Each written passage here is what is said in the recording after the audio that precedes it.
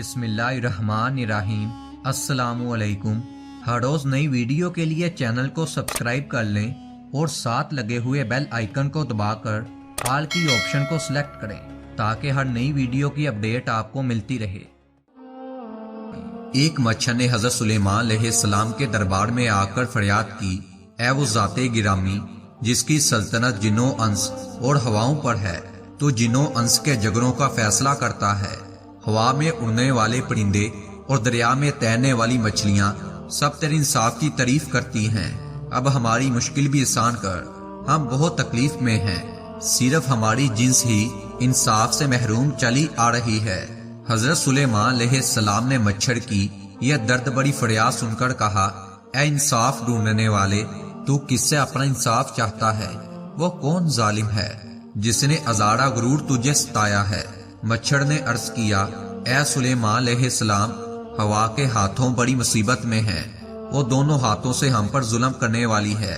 حضرت سلیمان علیہ السلام نے فرمایا، اے مچھر، مجھے خدا نے حکم دیا ہے کہ کوئی بھی فیصلہ اس وقت تک نہ کروں جب تک دونوں فریق حاضر نہ ہوں۔ اس کے بعد آپ علیہ السلام نے ہوا کو حکم دیا کہ جلدی حاضر ہو جاؤ، مچھر نے تیرے خلاف ہماری عدالت میں دعویٰ دائر کیا ہے، اپنے مدعی کے برابر آؤ اور اپنی صفائی میں جو کچھ کہنا چاہتی ہو کہہ دو۔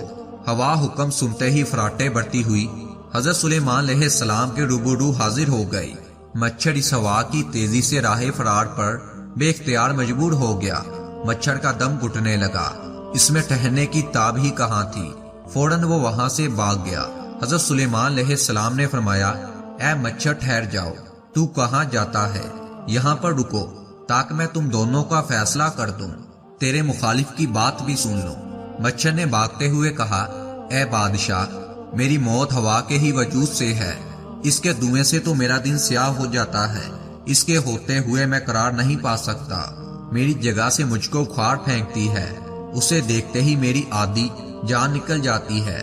یہاں مولانا رومی رحمت اللہ علیہ فرماتے ہیں کہ یہی کیفیت حق تعالیٰ کے ڈھونڈنے والوں کی ہوتی ہے، جہاں حق کے جلوہ نما ہوتا ہے، ڈھونڈنے والے وہاں سے غائب ہوتے ہیں۔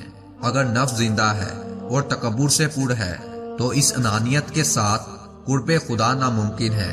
اس انا کو فنا کرنا ہوگا، قرب خدا بندی کے حصول میں بقا ہی بقا ہے۔ اپنی مرضی کو مرضی الہی کے تابع اور غلام بنانا ہوگا۔ اللہ تعالیٰ کا جمال ہمیشہ کے لیے ہے، بقایا ہر شے فانی ہے۔ ایک حکیم جنگل میں گھوم پھر رہے تھے، سرسبز و شاداب جگہ میں انہوں نے ایک مور کو دیکھا۔ مور اپنے خوبصورت پروں کو کھیل رہا تھا۔ حکیم کو یہ ماجرا دیکھ کر بڑی حیرت ہوئی۔ وہ مور کے قریب گیا اور کہنے لگا، اے طاؤس، کیا تیرے حواس جاتے رہے کہ اتنے حسین اور خوبصورت پروں کو اس بے دردی سے اکھیل رہا ہے؟ کیا تجھے یہ احساس نہیں کہ تیرا ایک ایک پر لوگ کس ذوق و شوق سے سنبھال کر رکھتے ہیں؟ نشانی کے طور پر اسے قرآن پاک کے اندر رکھا جاتا ہے، پھر تیرے نازک پروں کی پنکھیاں بنائی جاتی ہیں۔ ارے حیوان، تیرا خالق کون ہے؟ کس نے تیرے بدن پہ یہ بے شمار نقش و نقار بنائے ہیں؟ کیا تو اس مصور کو بھول گیا جس نے اپنی مصوری کے لیے تجھے منتخب کیا ہے؟ معلوم ہوتا ہے تو غرور میں آ کر اپنی کوئی واضح قطع بنانے کے در پر ہے۔ مور نے دانشور کے جب یہ کلمات سنے بے چین سا ہو کر رونے لگا۔ اس کے رونے میں ایسا درد اور ایسا اثر تھا کہ وہ حکیم جس نے مور سے پر اکھیلنے کا سبب پوچھا تھا، نادم و پریشان ہو کر دل میں کہنے لگا، میں نے ناحق کس مور کو چھیڑا ہے، پتہ نہیں یہ کس پریشانی میں گرا ہوا ہے۔ کاش وہ حکیم جان سکتا کہ مور کے ایک ایک آنسو میں کیا راز پوشیدہ ہے، اسے ان آنسوؤں کی کیا قدر۔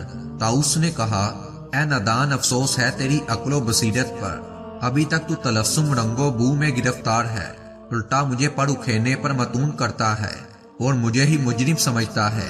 کیا تو نہیں جانتا کہ ہر طرف سے سینکڑوں بلائیں انہی بازوؤں کے لیے میری طرف آتی ہیں؟ ظالم شکاری انہی پروں کے لیے ہر طرف جال بچھاتا ہے۔